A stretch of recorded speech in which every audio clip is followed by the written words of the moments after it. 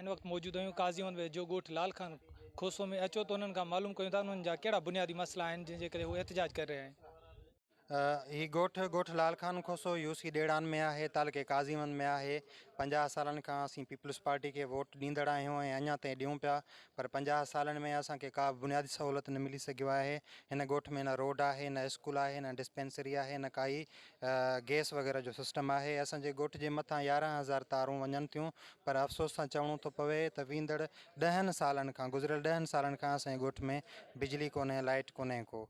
ऐं असां हिन वक़्तु मौजूदा पीपल्स पार्टी के आला क़यादत के गुज़ारिश कंदासीं त महिरबानी करे असांजे ॻोठ ते नज़र विझो। यूसी डेड़ान ॻोठ लाल खान खोसो में बुनियादी सहूलतूं ॾियो, स्कूल ॾियो, रोड ॾियो, असांखे नौकरियूं ॾियो। असां तमामु मजबूर आहियूं, हिन जदीद दौर में असां वटि का बि सहूलियत मौजूदु न आहे। 3 पीढ़ी गुज़री वई आहे जंहिंमें असां वटि न स्कूल न छा इंजोस वारनि का स्कूल ॾिनो आहे कमिरो, उन में ख़ाली कुझु बि कोन्हे, न को पढ़ाई न को चाहो, बंदि लॻो पियो आहे।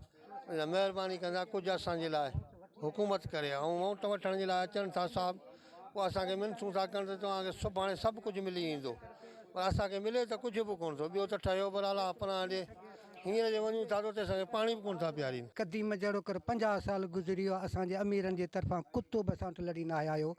ॾिसी आया आहियो, न को रोड आहे, न स्कूल आहे, न का बिजली आहे। सफ़ा असां मज़दूरी करण जे लाइ परेशान हूं। महांग जो दौरु आहे, कोई अहसासु कोन्हे, न अमीर वटि आहे न कंहिं सरमाएदार वटि आहे।